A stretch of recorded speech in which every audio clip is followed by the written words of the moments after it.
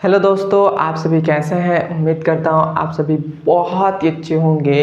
यदि आप भी चाहते हैं कि आपका मैथ में 70 में 70 नंबर आए तो हमारे चैनल पर नए हैं तो सब्सक्राइब कर दीजिएगा, क्योंकि मैं आप सभी को गारंटी के साथ कह रहा हूँ कि मैं आपको मैथ में 70 में 70 नंबर दिलाऊंगा। बस आपको क्या करना है, आपको मेरे चैनल को सब्सक्राइब करना है और मेरे चैनल से पढ़ाई करना है। यदि आप मेरे चैनल को केवल सब्सक्राइब कर लेते हैं और पढ़ाई नहीं करते हैं तो मैं आपको रिस्क नहीं लूँगा कि आपका मैथ में 70 में 70 नंबर आएगा कि नहीं आएगा।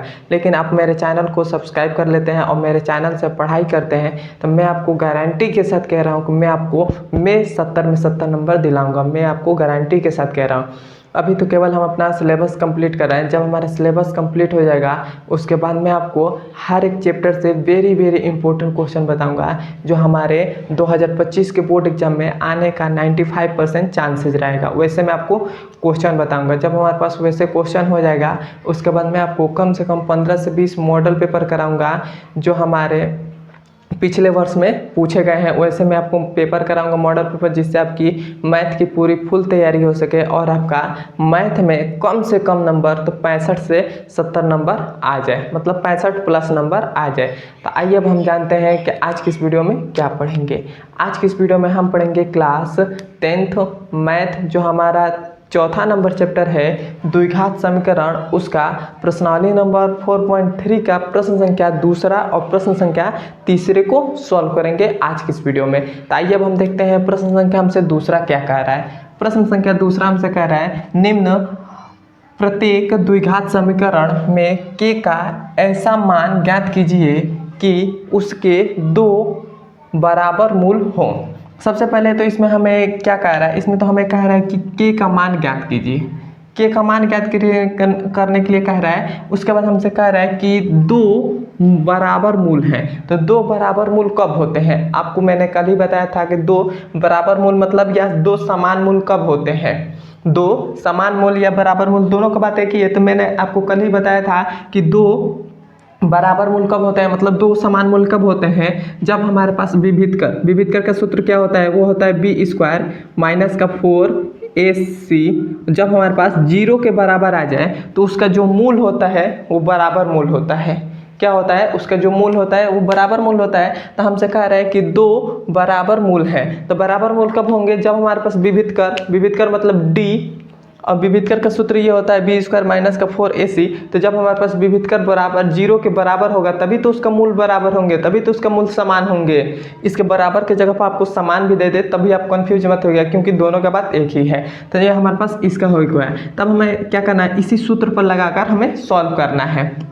तो इस सूत्र पर हम लगाएंगे तो हमें क्या चाहिए, हमें ए बी और सी की मान की जरूरत पड़ेगी। तो ए बी सी की मान कैसे हम निकालेंगे, तो मैंने आपके पिछले क्लास में बताया था कि ए का मान क्या होता है, एक्स स्क्वायर का गुणांक होता है। तो एक्स स्क्वायर का गुणांक क्या है, तो 2 है। तो ए का मान क्या हो जाएगा, एक्स स्क्वायर का गुणांक मतलब 2 हो जाएगा।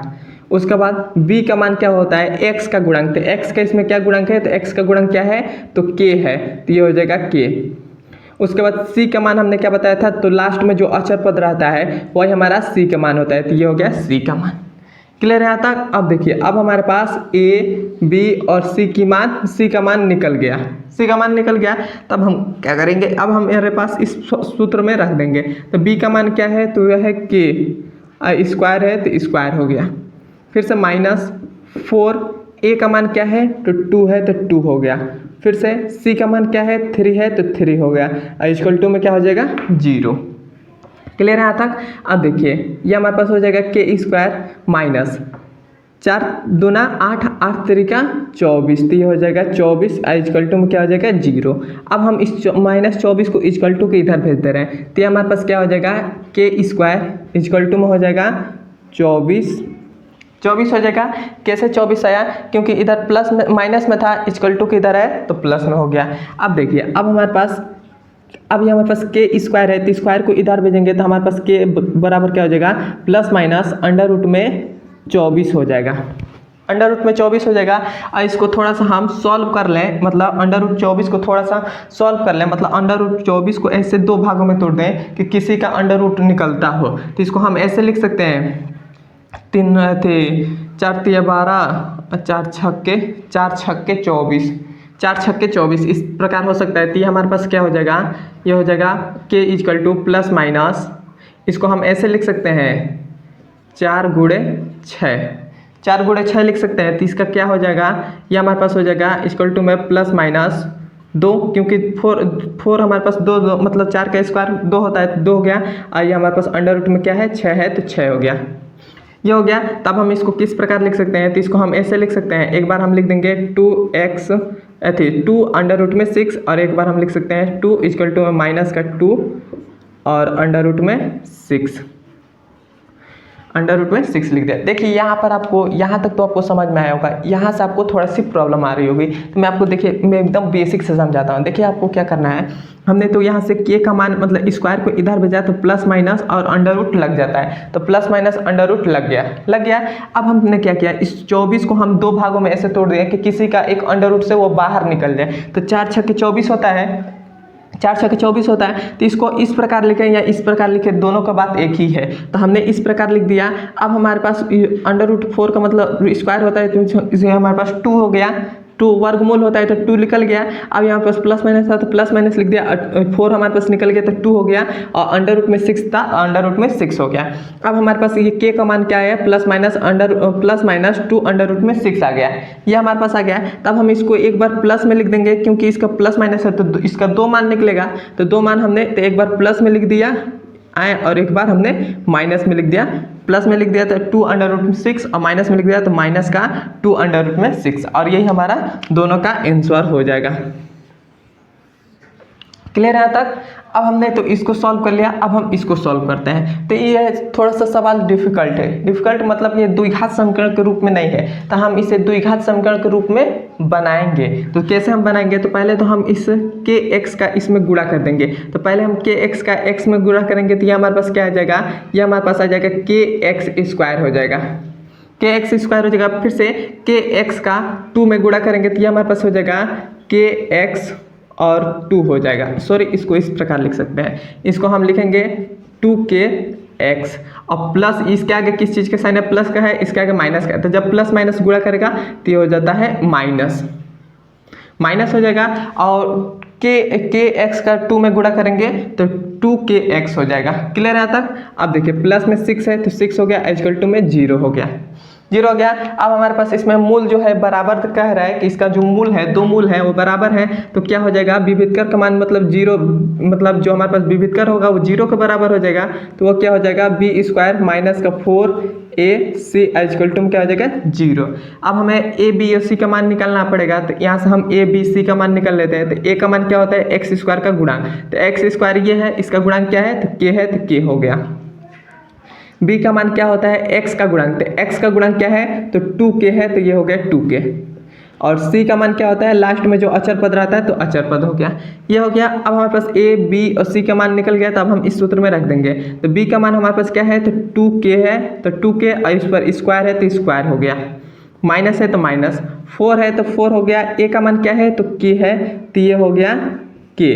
सी का मान क्या है, तो 6 है, तो 6 हमने लिख दिया, इक्वल टू क्या हो जाएगा 0। क्लियर है तक? अब देखिए, अब हम इसका स्क्वायर करेंगे तो ये हो जाएगा 4k स्क्वायर माइनस 4 छक्के 24 के में करेंगे तो ये हो जाएगा 24k हो जाएगा, 24k हो जाएगा, इक्वल टू में क्या हो जाएगा 0। क्लियर है तक? अब देखिए, अब हम क्या करेंगे, यहाँ से हम 2 कॉमन ले सकते हैं, क्या, यहाँ से हम 4 कॉमन ले रहे हैं, तो हमने यहाँ से 4 कॉमन ले लिया, तो यह हमारे पास क्या हो जाएगा कि यहाँ से 4 के कॉमन आ रहा है, तो यहाँ से हम 4 के कॉमन ले रहे हैं, क्योंकि 4 के इसमें भी 4 के है, इसमें भी 4 के कॉमन ले लिए, तो हमारे पास क्या आ जाएगा, यहाँ पर 1k बचेगा माइनस, यहाँ से 4 छक्के 24 और के से के कट गया, तो ये हो गया, इक्वल टू में क्या हो जाएगा 0। अब हमारे पास इस 2 आ गया है, तो इसके भी बराबर में 0 रख देंगे और इसके भी बराबर में 0 रख देंगे, तो हमारे पास क्या हो जाएगा 4k इक्वल टू में हो जाएगा 0, और दूसरा क्या हो जाएगा k माइनस 6 इक्वल टू में हो जाएगा 0। क्लियर है तक। तो यहाँ से हमारे पास पहला जो के का मान है क्या, वो क्या आ जाएगा, पहला हमारे पास के का मान, इस 4 को ये गुणा में है तो इधर आएगा तो भाग में हो जाएगा। तो के से जब भी हम किसी भी संख्या में 0 से भाग करते हैं तो 0 आ जाता है। तो पहले तो मान हमारे पास 0 आ गया। दूसरा क्या आ जाएगा, के का मान इस -6 है तो -6 को इधर भेजेंगे तो प्लस का 6 आ जाएगा। तो प्लस का 6 है, यही हमारा आंसर होगा कि के का मान प्लस का 6 हो सकता है। के का मान 0 नहीं होगा, क्योंकि यदि हम के का मान यदि 0 ले लें और हम इसमें रख दें, के का मान की जगह पर हम यहाँ पर 0 रख दें, तो ये तो पूरा पद ये पूरा है, ये पूरा शून्य हो जाएगा। तो क्या बचेगा, ये हमारे पास पूरा शून्य हो जाएगा। तो शून्य हो गया, अब प्लस में 6 है तो प्लस में 6 हो जाएगा। इक्वल टू में 0 है तो 0, तो 6 बराबर 0 हो सकता है, कभी भी 6 है वो 0 के बराबर नहीं हो सकता है। तो ये हमारे पास 0 इसका मान नहीं होगा, ये हमारे पास मान सही हो जाएगा। तो के का मान क्या आ गया, 6 आ गया और ये हमारा आंसर हो जाएगा। क्लियर है यहाँ तक आपको समझ में है तो कमेंट में मुझे बताइए, और हमारे चैनल पर नए हैं तो सब्सक्राइब कर दीजिएगा, क्योंकि मैं आप सभी को गारंटी के साथ कह रहा हूँ कि मैं आपको मैथ में 70 में 70 नंबर दिलाऊंगा। बस आपको विश्वास कर मेरे चैनल से पढ़ाई करना है, और वीडियो ये अपने दोस्तों के पास शेयर भी कर दीजिएगा, क्योंकि मेरा भी चैनल ग्रो हो जाए। अब हम चलते हैं इसके तीसरे नंबर सवाल पर। यह हमारे पास तीसरा नंबर सवाल हमसे कह रहा है कि क्या एक ऐसी आम की बगिया संभव है जिसकी लंबाई चौड़ाई से दोगुने हो और उसका क्षेत्रफल 800 मीटर स्क्वायर हो।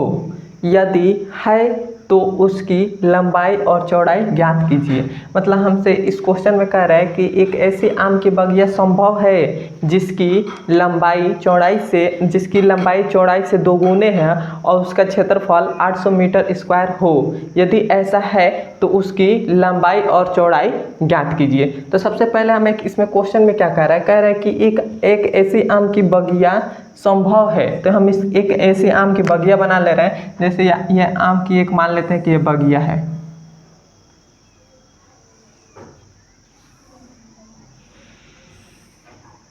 यह आम की बगिया है। क्लियर है। और ये जो है ये हमारे पास ये जो है ये चौड़ाई है, यहाँ पर लिख दे रहे हैं चौड़ाई, और ये जो है वह हमारे पास क्या है, लंबाई है। क्या है, लंबाई है। और ये जो हमारे पास है ये क्षेत्रफल होता है, बीच में जो हमारे पास होता है क्षेत्रफल होता है। तो हमें क्षेत्रफल कितना दे दी गया है, 800 मीटर स्क्वायर। तो ये हो जाएगा 800 मीटर स्क्वायर हो जाएगा। 800 मीटर स्क्वायर हो गया। अब हमसे कह रहा है, इसमें क्वेश्चन में कह रहा है जिसकी लंबाई चौड़ाई से 2 गुने हो। मतलब ये जो हमारे पास लंबाई है, इस मतलब जो हमारे पास चौड़ाई है, चौड़ाई से 2 गुने लंबाई है। तो हम यहाँ पर क्या करेंगे, पहले तो हमें चौड़ाई मालूम नहीं है तो हम चौड़ाई को मानेंगे कि क्या है। तो आप लिखेंगे माना चौड़ाई x मीटर तथा लंबाई 2x हो जाएगी। 2x कैसे हुआ, 2x मीटर कैसे हो गया, क्योंकि हमारे पास जो चौड़ाई है वो चौड़ाई x मीटर है, x है, और जो हमारे पास लंबाई है तो लंबाई 2x किस प्रकार हुआ, क्योंकि हमें कह रहा है कि लंबाई चौड़ाई से लंबाई जो है वह चौड़ाई से 2 गुने अधिक है। तो ये हमारे पास 2 गुने अधिक होगा, तो ये हो जाएगा 2, इसमें गुणा कर देंगे तो 2 गुने हो जाएगा। तो ये हमारे पास हो गया। क्लियर है यहाँ तक। अब यहाँ तक हमारे पास क्लियर है। अब हम इसको निकालेंगे तो क्षेत्रफल का सूत्र क्या होता है। तो क्षेत्रफल के यहाँ पर हम सूत्र लिख दे रहे हैं कि क्षेत्रफल का सूत्र होता है, वो होता है लंबाई गुणे चौड़ाई होता है। लंबाई गुणे चौड़ाई होता है। तो लंबाई हमारे पास कितना है, क्षेत्रफल हमारे पास कितना है, तो ये हमारे पास है 800, तो ये हो गया 800। उसके बाद लंबाई हमारे पास कितना है, तो लंबाई हमारे पास 2x है, तो ये हो गया 2x गुणे चौड़ाई हमारे पास कितना है, x है, तो x हो गया। अब हम इसको थोड़ा सा सॉल्व कर लेते हैं। तो सॉल्व करेंगे तो ये हमारे पास कितना आ जाएगा, ये हमारे पास इसमें गुणा करेंगे तो ये हो जाएगा 800 इक्वल टू 2x का x में गुणा करेंगे तो ये हो जाएगा 2x स्क्वायर हो जाएगा। इस 2 को इक्वल टू के इधर भेजेंगे तो x स्क्वायर बराबर क्या आ जाएगा, 800 बटा में 2, और ये कटेगा तो कितना बार में कटेगा, तो x बराबर एक्स स्क्वायर बराबर क्या आ जाएगा 400 आ जाएगा। 400 आ गया, एक्स स्क्वायर बराबर 400 आ गया। किस प्रकार 400 आया, क्योंकि हमारे पास इधर 800 था और इधर हमने दो गुणा में था तो इक्वल टू किधर जाएगा तो भाग में हो जाएगा, और ये एक्स स्क्वायर था तो एक्स स्क्वायर हमने लिख दिया, इसको काटे तो हमारे पास 400 आ गया। 400 आ गया। अभी देखिए ये हमारे पास 400 संभव है, क्या है इसका क्षेत्रफल, मतलब इसकी यह संभव है। क्यों, क्योंकि इसका जो हमारे पास 400 संभव है, तब हम इसकी लंबाई और चौड़ाई ज्ञात करेंगे।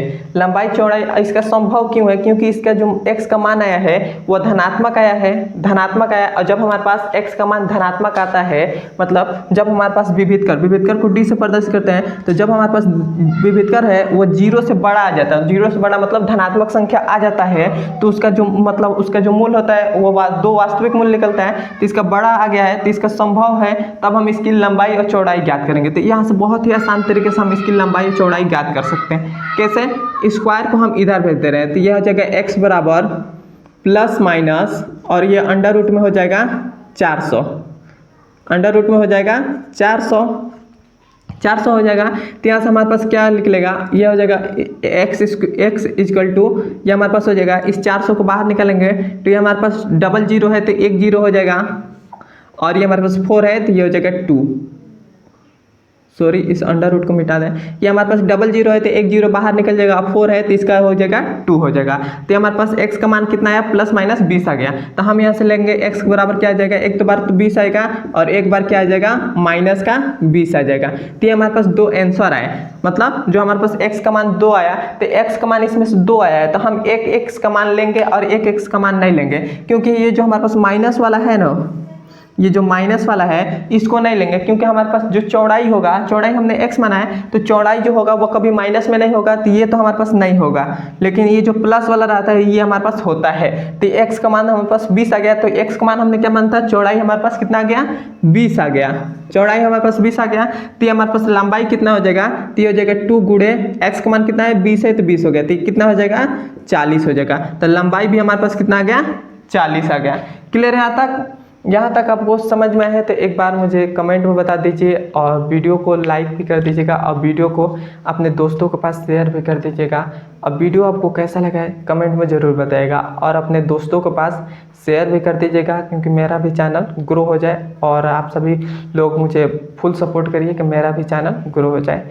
अब हम मिलते हैं इसके अगले नंबर वीडियो में।